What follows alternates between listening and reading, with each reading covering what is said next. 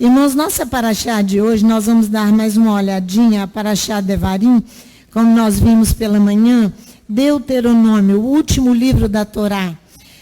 Esse último livro da Torá, Deuteronômio, ele começa com a curta introdução por um discurso de Moisés ao seu povo, do versículo 1 ao versículo 7. Ele vai relembrar as aventuras do deserto e a necessidade de aprendizagem a partir daí, aprendizagem para a vida e aprendizagem da liberdade sobre o olhar de Adonai, do nosso Deus, ele olhando e vendo todas as coisas, como nós estamos agindo e como estamos fazendo. Israel passou por uma dura e rude escola, que foi o deserto. Essa rude escola, havia um isolamento natural do deserto, prolongado nos ermos uivantes das rochas do deserto. Chega a dar medo só de falar, né? Não é verdade, mas essa foi a realidade. Um isolamento necessário. Veja aqui, capítulo 1 do Deuteronômio, versículo 2, você verá o que Moisés diz aqui. São necessários 11 dias de jornada do Horebe. O Horebe é o Monte Sinai, a Cades Barneia, próximo à entrada da terra prometida, pelo caminho da montanha de Seir. Em linha reta, seriam 11 dias apenas, em marcha constante, contínua, para chegar em 11 dias do Horebe até Cades Barneia, até a entrada da terra. O texto vai insistir sobre a duração anormal da errância de Israel pelo deserto. Por que errância? Pelos vários erros cometidos, que são narrados no livro de Números, com todos os detalhes da Torá constantemente, Israel andando como sem um destino. Como sem um destino, perdendo-se em seus sonhos e devaneios, em suas quimeras vacilantes, em toda uma insegurança. Israel estava caminhando. Parece que sem destino. Quando a Bíblia diz, olha para você ver, comigo, o Deuteronômio, do 3 ao 8. Veja comigo, no 40º ano, no primeiro dia do 11º mês, falou Moisés aos filhos de Israel, conforme tudo que o Eterno lhe tinha ordenado a respeito deles. Que mês era esse? Janeiro e fevereiro no nosso calendário. Mês de Shebet. Depois que feriu a Sion, rei dos amorreus, que habitava em Esbom, e a Og, rei de Bazã, que habitava em Astarote e Edrei. Além do Jordão, na terra de Moabe, começou Moisés a expor-lhes a Torá, dizendo, o Eterno, nosso Elohim, nos disse em Horebe, no Monte Sinai, já permaneceste bastante tempo nesta montanha. Voltai-vos, parti, e ide à região montanhosa dos amorreus, ide a todos os povos vizinhos no Arabá, na planície, nas montanhas do Negueb, ao longo da costa do mar, para a terra dos cananeus, para o Líbano, até o rio Eufrates. Eis a terra que vos dei. Então Israel não podia caminhar sem destino, tinha uma terra prometida. Tem uma eternidade que nós precisamos visualizá-la. Tem uma eternidade que carecemos de visualizá-la. Olha só o que ele diz. Entrai e possuí a terra que o Eterno jurou a vossos pais, Abraão, Isaque e Jacó, que daria a eles e a sua semente depois deles. Eu quero entender, que você compreenda, e eu também consiga compreender, Eclesiastes capítulo 3, para você ver que nós não podemos andar em devaneio, nós não podemos andar vacilantes, nós não podemos andar inseguros, porque a Bíblia diz que tudo Elohim fez formoso em seu tempo. Também ele pôs a eternidade nos nossos corações. Eclesiastes capítulo 3, versículo 11, a parte A do versículo 11. Olha que coisa interessante. não podemos nem devemos andar errantes. Por isso que a escola foi tão rude e tão dura, a escola do deserto, mas necessária. Porque aqui você vai ver que Salomão vai dizer que o Eterno colocou tudo, fez formoso em seu tempo, também pôs a eternidade no coração dos homens. Então você e eu não podemos andar errantes. Elohim plantou no nosso coração a eternidade desde que éramos pequenos. Sendo assim, temos que andar não como em devaneio, não com quimeras. Devemos andar com os olhos fixos nele. Com os olhos fixos nele. Senão nós pereceremos. Senão nós pereceremos. Olha do versículo 11 de Eclesiastes, a parte B do versículo agora. Olha o que diz. Contudo, não podem descobrir a obra que Elohim fez desde o princípio até o fim. Ora, o homem acha muito difícil, desgastante e desnecessário. Olha o que eu vou repetir. Desgastante e desnecessário. Buscar uma vida de adesão a Elohim. Que é adesão? É uma vida de comprometimento, de fidelidade e de esperança, que é a fé. O homem natural acha desgastante ter uma vida de adesão, comprometimento, fidelidade e esperança. É a fé. A adesão aqui é a fé. Ele acha desnecessário buscar esta vida com Elohim, sua Torá e com seus enviados. Os profetas, com Yeshua HaMashiach e com toda a Bíblia. Ele acha desnecessário. Então, Moisés aqui está falando de uma aprendizagem para a vida. Esta aprendizagem. Para a vida. O homem ele se refere aqui, neste texto, neste mesmo texto, contudo, não pode descobrir a obra que Elohim fez desde o princípio até o fim. Por quê? Porque os ensinos filosóficos aqui vão conduzir um ensino para a morte, para a morte, para a morte. Por quê? Olha o que diz em outra tradução. Descobrir a obra que Elohim fez desde o princípio até o fim. A nossa tradução, não é verdade? Agora eu quero acabar de ler para você poder me entender o que eu estou te falando. Sei que não há coisa melhor para eles do que se alegrarem, fazerem o bem na sua vida. E também que todo homem coma e beba, goze do bem de todo o seu trabalho. Isto é um dom de Deus, isto é lícito. Isto é lícito. Sei que tudo que Elohim faz durará eternamente, porque ele trabalha para a eternidade. Nada se lhe deve acrescentar e nada se lhe deve tirar. Isto faz Elohim para que haja temor diante dele. Então, você vê aqui que o homem acha fácil assumir essa teoria do determinismo absoluto. O que é determinismo absoluto? É que coisa alguma que já passou, jamais ocorre, o passado não vai voltar a repetir-se. Isso que é um determinismo absoluto. Você vai ver que olha o que fala o versículo 15. O que é, já foi. O que há de ser, também já foi. Aí você vê aqui que nada volta a repetir-se nessa tradução aqui. E desta forma aqui que está se entendendo. Então dá ao homem uma elasticidade para um trabalho mental de lógica e de ética.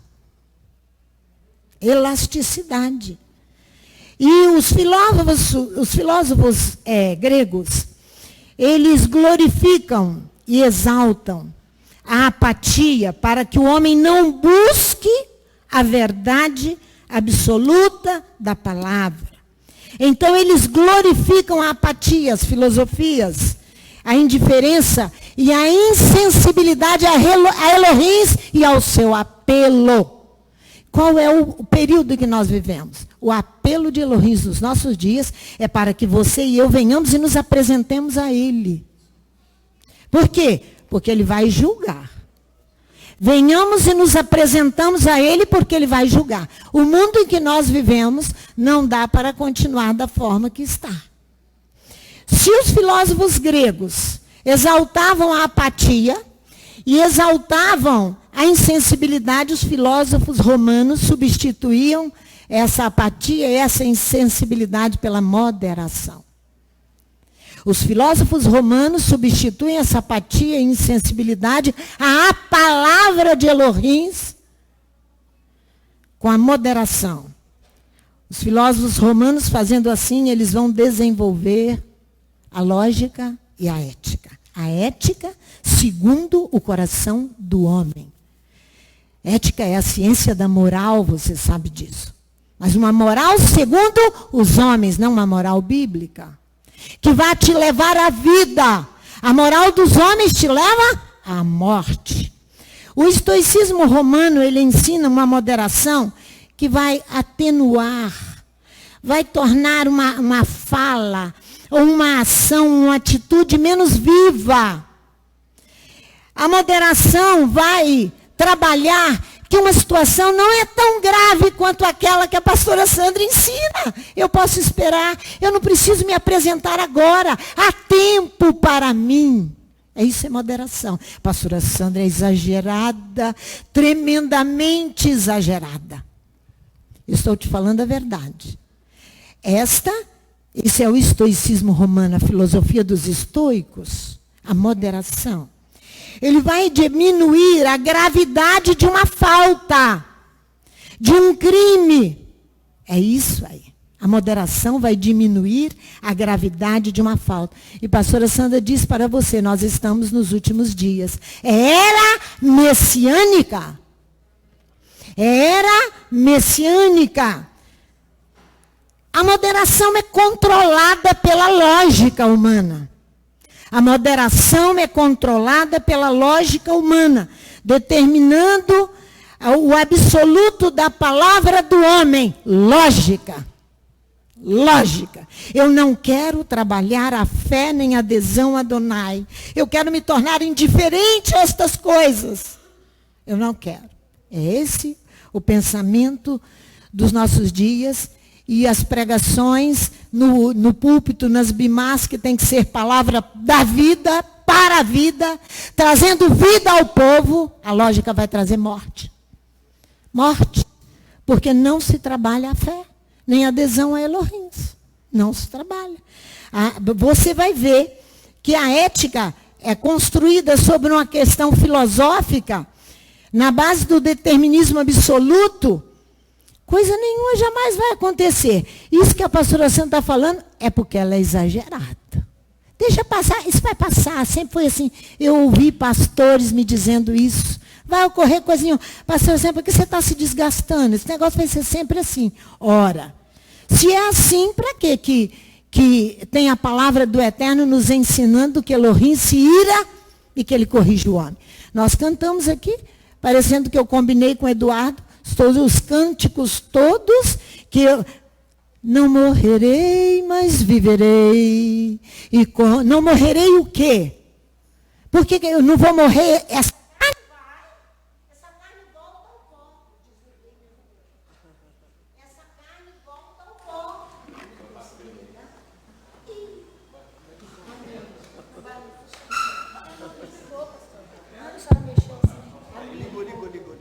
Voltou eu.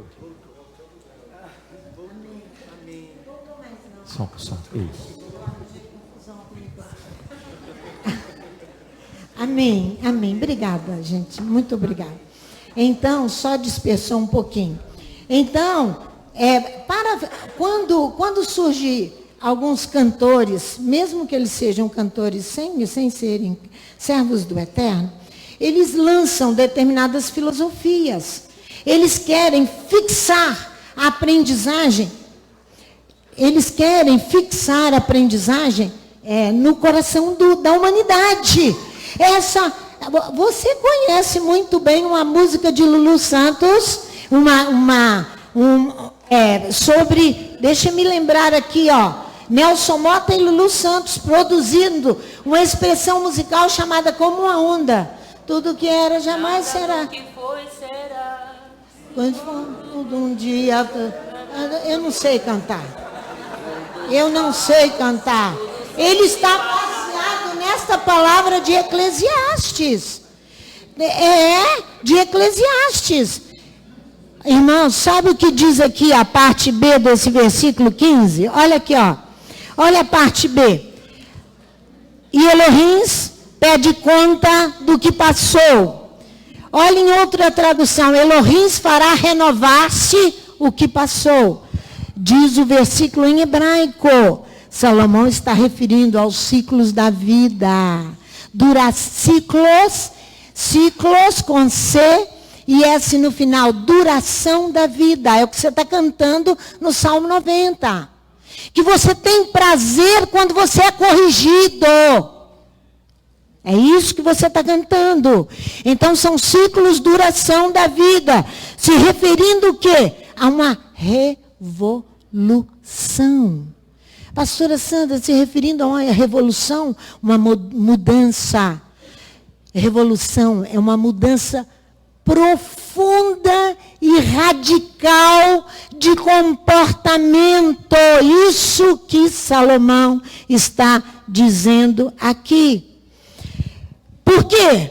Porque o homem se revolta contra o seu Criador. Porque o seu Criador exige adesão a Ele e fé. E eu não quero. Só isso. Olha o restante aqui. Vi mais debaixo do sol, versículo 16. No lugar do juízo, impiedade. Olha as coisas trocadas. No lugar do juízo, impiedade. No lugar da justiça, impiedade ainda. E eu disse no meu coração, Elohim julgará o justo e o ímpio. É o que nós estamos orando em Gênesis 18. Elohim julgará o justo e o ímpio, pois há um tempo para todo intento e para toda obra. Por que ele julgará o justo? Porque os juízos do Eterno começará dentro da casa de Elohim. Como será então o juízo aquele que não quer de toda forma servir? Dentro de casa que julgará para que nós venhamos a assumir a ressurreição dos mortos. Doutrina básica para uma era messiânica. Doutrina básica para uma era messiânica. Olha aqui. Olha só. Disse no meu coração. Versículo 18. Isso é por causa dos filhos dos homens rebeldes, revoltados contra Elohim, para que Elohim possa prová-los. E eles possam ver que são em si mesmos como animais. Como animais. Essa revolução, essa mudança profunda, só é obtida geralmente com ações violentas. Preste atenção. Essa revolução, essa modificação profunda no nosso ser, só é obtida com ações violentas. Porque a nossa cerviz não amolece por nada. Por nada. Por nada. Então, acarretará uma modificação. Essa mudança profunda acarretará uma modificação. Onde? Nas instituições, nos costumes e nas ideologias dominantes, nas filosofias dominantes, para que o homem e a mulher de Elohim aprendam a ter compromisso, fidelidade e esperança, que é a fé hebraica, emunar. Vamos ver esse combate de Paulo com esses capítulo 17 de Atos, com esses filósofos epicureus. Você verá aqui que é o combate em prol da ressurreição dos mortos. por causa do ensino de uma ética e de uma lógica, de uma ética humana, uma moral humana não elevada, sujeita a todos os erros, de uma justiça humana que a Bíblia diz que ela é comparada aos trapos de imundícia, a nossa justiça. Olha só, aqui esses 17, não é? Olha o versículo 15. E os que acompanhavam Paulo levaram-no até Atenas, e tendo recebido ordem para que Silas e Timóteo fossem ter com ele o mais depressa possível, partiram. Enquanto Paulo os esperava em Atenas, o seu espírito se revoltava em si mesmo, vendo a cidade tão entregue à idolatria. É a terra dos deuses e dos filósofos. Vocês conhecem isso?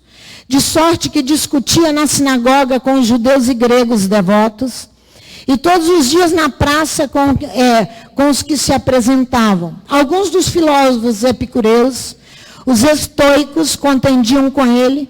Uns diziam: o que quer dizer este paroleiro? E outros: parece que é pregador de deuses estranhos. Diziam isso porque Paulo lhes anunciava a Yeshua e a ressurreição. Tomando-o, levaram ao Areópago, dizendo: poderemos nós saber que nova doutrina é essa de que falas? Coisas estranhas nos trazes aos ouvidos, e queremos saber o que vem a ser isto. Ora, está vendo? A ressurreição dos mortos é coisa estranha para eles, por causa da natureza carnal muito viva e as ações da carne. Passou-se a ser uma doutrina estranha. Ora, todos os atenienses e estrangeiros residentes de nenhuma outra coisa se ocupavam, senão de dizer e ouvir a última novidade. Estando Paulo no meio do Areópago, disse: homens atenienses, em tudo vejo que sois muito religiosos. Pois passando eu e vendo os vossos santuários, eu achei também um altar que estava escrito: ao Deus desconhecido. Ora, esse que vós honrais sem conhecer é o que eu vos anuncio. O Elohim que fez o mundo e tudo o que nele há, sendo ele Senhor do céu e da terra, não habita em templos feitos por mãos de homens, nem tampouco é servido por mãos de homens, como que necessitando de alguma coisa, porque ele mesmo é que dá a todos a vida, a respiração e todas as coisas. De um só fez todas as nações dos homens, para habitarem sobre toda a face da terra, determinando-lhes os tempos já dantes ordenados e os limites da sua habitação. Elohim fez isto para que o buscassem, e talvez tateando pudessem achar, ainda que não está longe de cada um de nós, pois nele vivemos, nos movemos e existimos, como também alguns dos vossos poetas disseram, somos também sua geração. Portanto, sendo nós geração de Elohims, não havemos de pensar que a divindade seja semelhante ao ouro, à prata ou à pedra esculpida pela arte e imaginação do homem, mas Elohims, não levando em conta os tempos de ignorância, ele manda agora que todos os homens, em todos os lugares, se arrependam. Doutrina básica, critério bíblico base, arrependimento de pecados. Pois determinou um dia em que com justiça há de julgar o mundo, por meio do homem que destinou. Ele disse, disso deu certeza a todos, ressuscitando dentre os mortos, quando ouviram falar em ressurreição de mortos. Uns escarneciam e outros diziam, acerca disso te ouviremos mais tarde. Sabe por quê? Aqui estavam todos os movimentos éticos. A escola cínica, que é Kuon, que significa cachorro, não é? Fundada por Antístenes, discípulo de Sócrates, né? Pessoa rústica. Esse é antíteses. O hedonismo, que significa prazer pelas coisas materiais. Todos esses filósofos. O hedonismo é o prazer pelas coisas materiais. Os epicureus é uma teoria que marca e prepara o livre-arbítrio contra o determinismo. A briga entre eles mesmos, porque eles não querem assumir o ensino da ética da palavra. Porque eles não querem, eles querem distorcer e trazer para a lógica e para a ética humana. E então nós temos o estoicismo ensinando o determinismo absoluto. Eram esses os filósofos estoicos, epicureus, que estavam reunidos em Atenas, o mundo da filosofia. Eram esses que estavam ali, discutiam e não podiam aceitar a ressurreição dos mortos. A morte da natureza carnal. Que temos um tratado em 1 Coríntios, capítulo 15. Um tratado. O Deuteronômio, ele inicia o livro mostrando claramente a necessidade dessa rude escola. O deserto que Israel viveu e passou. Esse isolamento prolongado de 40 anos, com os perigos do deserto, os ventos de tempestades de areia, e a luta que Israel passou, mas isso contribuiu para que a nova geração pudesse adentrar a terra com duas guerras. Duas guerras, uma espiritual e posse da terra. E esta guerra nós enfrentamos. Olha o convite à guerra aqui em Deuteronômio, por favor. Deuteronômio capítulo 2. Olha aqui. Irmãos, eu trouxe esse livro e esqueci de falar sobre ele. Eu quero só ler para vocês a ética dos pais. Ó, Piquet Arvot. Olha só. Nesta época de muita turbulência, imoralidade e confusão, o livro vai nos familiarizar, a ética dos pais, com a futura recompensa que o homem colherá daquilo que ele plantar. A futura recompensa que o homem colherá daquilo que ele plantar.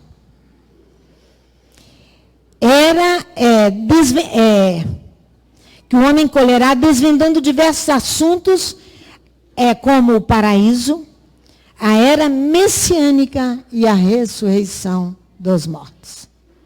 Então, pastora Sandra se sente aliviada na pregação com a ressurreição dos mortos, porque é um quesito necessário, importante, bíblico. Se você não entrar por estas portas, abri-me as portas da justiça e entrarei por elas, e o louvarei, ele é a porta da luta. Vocês sabem cantar, tá vendo? É a porta que precisa se abrir para que eu e você entremos nela. Mas antes disso, não morrerei, mas viverei. Por quê? Porque você deixou morrer a sua natureza para que você tenha relacionamento com a divindade. Do contrário, meu amor, não tem como ter esse relacionamento. Essa ética aqui é a ética da Torá. É a ética dos pais, é a ética da Torá. Então, se nós não... A maior revolta desta congregação é a ressurreição dos mortos. A maior revolta aqui é contra a ressurreição dos mortos. Olha aqui o convite à guerra. A guerra espiritual e a guerra física para apropriação de território. Olha aqui para você ver, capítulo 2, versículo 24 e 25. Olha bem, levantai-vos, parti, muito tempo que estão no Horebe. Passai o ribeiro de Arnon.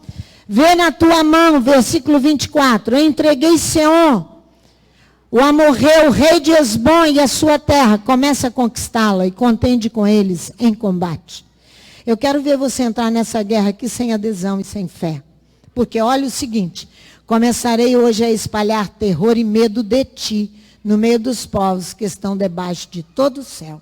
Precisa-se fé para entrar nessa guerra, porque nunca você crerá se você não deixar morrer a sua natureza carnal, que Elohim vai à sua frente, destruindo fortalezas, imprimindo no coração desses homens o terror, e terão medo de ti. Ele diz aqui, ó, em meio dos povos que estão debaixo de todo o céu, os que ouvirem a tua fama tremerão diante de ti e se angustiarão. Eu quero que você me prove como é que você vai fazer isso sem adesão, Adonai. Sem adesão. Você sabe por que há toda confusão e briga no meio de nós? Por causa da ressurreição dos mortos. Por causa da ressurreição dos mortos. Doutrina bíblica exigida para a era messiânica. Nós estamos vivendo exatamente em era messiânica. Em era messiânica. Por isso que Paulo luta ali, ó. Por isso que Yeshua anuncia com força. Por isso que Paulo luta com esses filósofos ali. Você vá comigo onde nós estamos orando em Tiago, capítulo 4. Vai lá. Se você sabe o que você tem que fazer, que você tem que matar a sua natureza carnal, colocar... Irmãos, você vai ver... Não vou falar agora não, deixa eu vou me atrapalhar aqui na palavra, se eu começar a falar já do final do livro do Deuteronômio. Então vamos em Tiago 4. Olha aqui o que diz a palavra. Versículo 1. De onde vêm as guerras e contendas entre vós? Você não quer entrar numa guerra contra você mesmo? Isso aqui que você vai produzir. Não vem disto dos prazeres que vossos membros guerreiam? Ele está falando dos vossos membros. A guerra contra você mesmo. Cobiçais, mas nada tendes. Matais e invejais, mas não podeis obter o que desejais. Combateis, guerreais, nada tendes, porque não pedis. Pedis e não recebeis, porque pedis mal para o gastardes em vossos prazeres, adúlteros e adúlteras. Não sabeis que a amizade do mundo é inimizade com Elohim? A amizade do mundo, os prazeres da carne, excessivamente são inimizade a Elohim. Portanto, qualquer que quiser ser amigo do mundo, constitui-se inimigo de Elohim. Se por isso que eu estou falando para vocês, que a ressurreição dos mortos é o básico para a era messiânica. Porque senão, para que você quer que venha o Mashiach? Para quê? Se nós seremos atropelados aí constantemente com ações violentas da parte dele para nós sermos quebrados.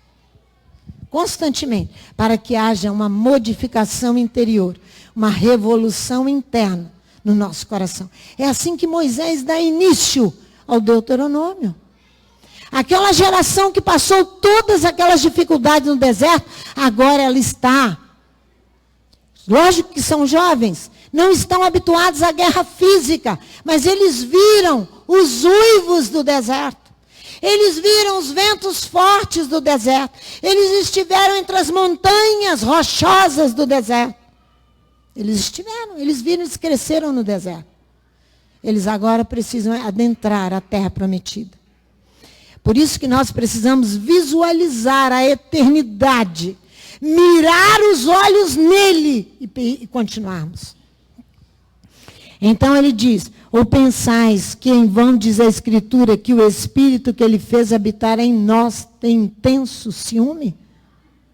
Antes, ele nos dá uma graça maior. Porque, diz a Escritura, Elohim resiste ao soberbo, mas dá graça ao humilde. Então se humilhe debaixo da mão dele, que ele vai nos tratar. E ele não tenha medo de enfrentar a ressurreição dos mortos. Não tenha medo de enfrentar a ressurreição dos mortos. Os seus prazeres, os seus desejos, as suas ansiedades, é isso aí. Que muitas vezes elas são lícitas, mas o momento é de urgência. Elas são Paulo diz, tudo me é lícito, mas nem tudo me convém. Por causa do tempo que urge. Por causa do estabelecimento da era messiânica. Da volta do Mashiach. Aqui, ó, quando termina esse capítulo aqui, lá no versículo 17, olha só,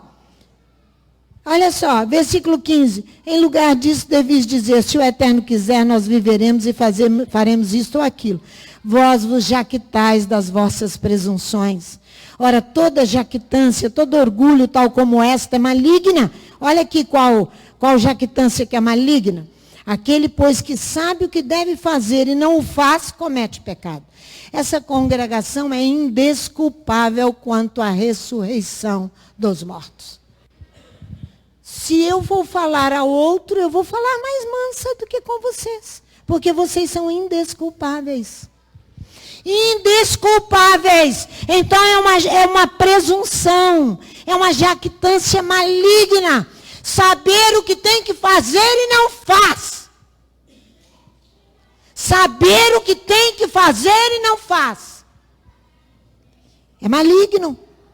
O Deuteronômio vai terminar com o último discurso que vai apelar à fidelidade às leis. Volta lá comigo, por favor. No capítulo 32 de Deuteronômio, o último discurso de Moisés. Porque depois, no capítulo 33, ele vai falar de cada tribo individualmente.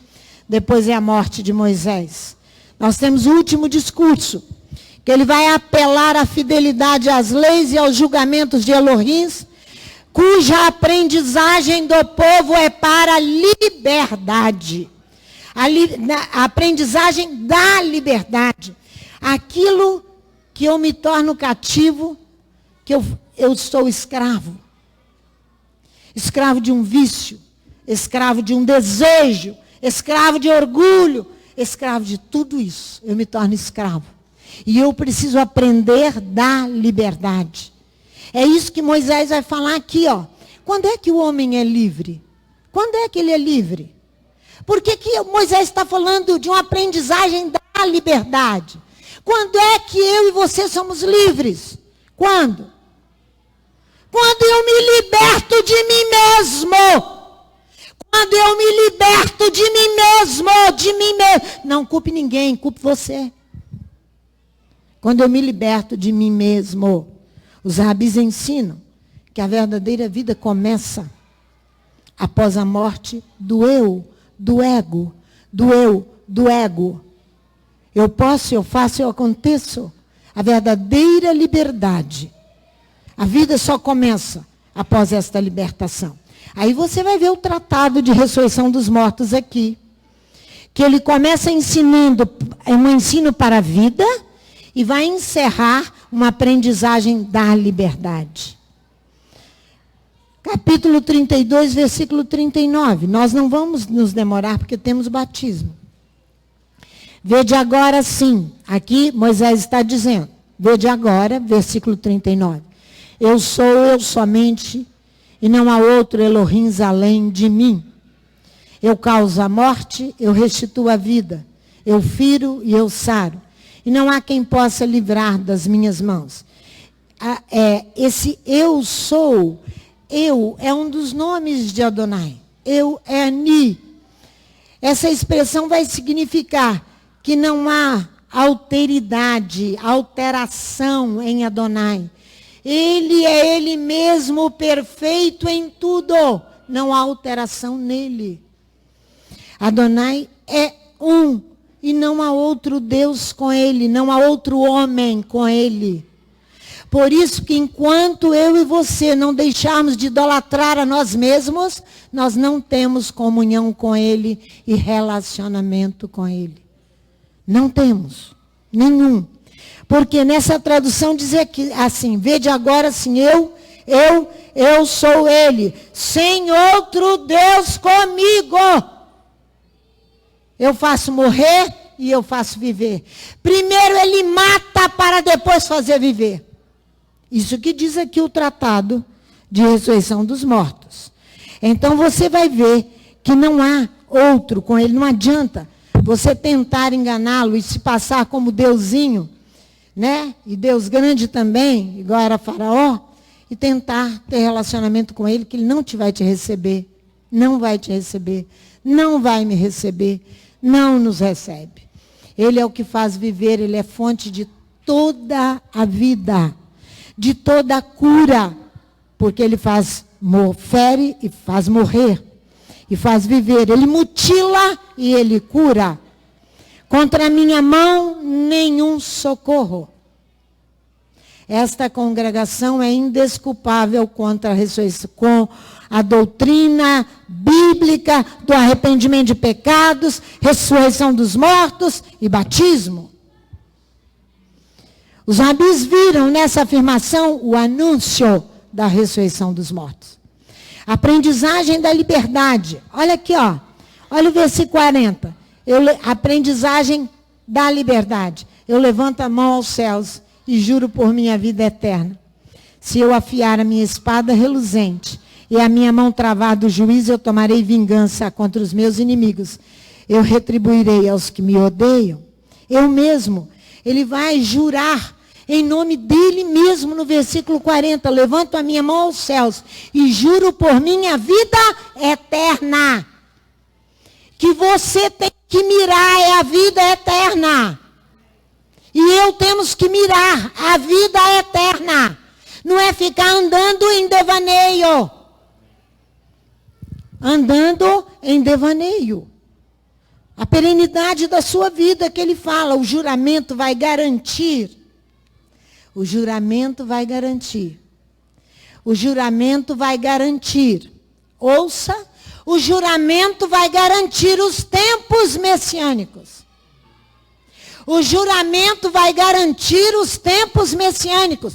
Quando virá o anticristo, fazendo prodígios e grandes milagres, esse juramento vai te proteger desta época. Desta época. A chegada dos tempos messiânicos e a ressurreição dos mortos. A ressurreição essencialmente ligada ao princípio de justiça de Elohim de Israel. Eu só quero te fazer uma pergunta que você conhece todo o versículo. Por que cocheais entre dois pensamentos? Ou vocês vão servir a Baal, ou vão servir a Elohim. Elias, no Monte Carmelo. Ele pergunta, por que cocheais entre dois pensamentos? Ou vocês vão servir a Baal, ou vão servir a Adonai. Tem que definir. Não pode servir a dois senhores. Ou há de amar a um e odiar o outro. Não é?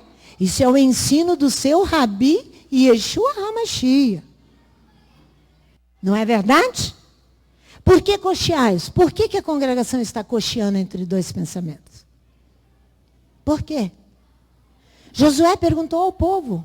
Por que cocheais entre dois pensamentos? Escolha hoje a quem servir. Vocês têm o livre-arbítrio. Mas se permanecer querendo servir a Adonai, o Elohim único de Israel, saiba que você terá que entrar pelo caminho da ressurreição dos mortos. Por isso que o livro se encerra com o último discurso de Moisés. Com esse tratado e esse juramento para garantir a justiça de Elohim de Israel. Para garantir a justiça de Elohim de Israel. Então, Yeshua, em Mateus, no capítulo 6, ele diz isso. O que ele está falando? Ele está falando do pensamento entre a luz e as trevas. Servir a Baal, servir a Elohim. Baal é trevas. O ídolo é trevas. Você, se for servir a você mesmo, você está servindo as trevas. Você precisa preparar o seu pensamento. Eu preciso preparar o meu pensamento para servir somente a Elohim único. E não a Mamã e as suas trevas, diz Yeshua. Ali quando, o texto em Mateus, no capítulo 6, no versículo 24, ele diz bem ali sobre servir a dois Adon. O texto está mostrando bem dois significados, ou a ambivalência do texto, deste termo indiferentemente empregado para designar adoração a Adonai e adoração ao homem. Dois Adon. Adoração a Adonai e adoração ao homem, a você mesmo. Você mesmo se adora. quando você não quer entrar pelo caminho da ressurreição dos mortos, porque você se adora. Os manuscritos de Qumran, quando foram encontrados, eles falam que esse texto que Yeshua diz, que nós não podemos servir a dois senhores, ou nós vamos adorar a um ou desprezar o outro. O texto dos manuscritos de Qumran vai designar tudo que é objeto de apropriação do homem. Não só o dinheiro, mas tudo. Tudo que é objeto de apropriação do homem se torna pecado. Então, se você sabe o que você precisa fazer e você não o faz, constitui pecado.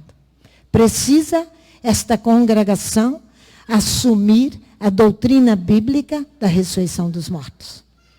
E não andar em devaneio e em quimeras.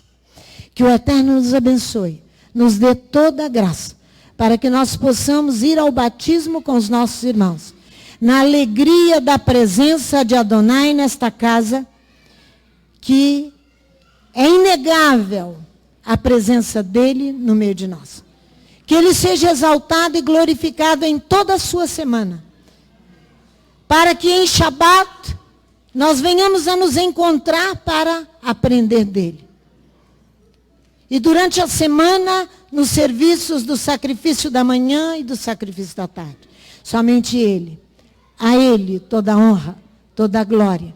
E ao seu enviado, Yeshua HaMashiach, o Messias. Amém.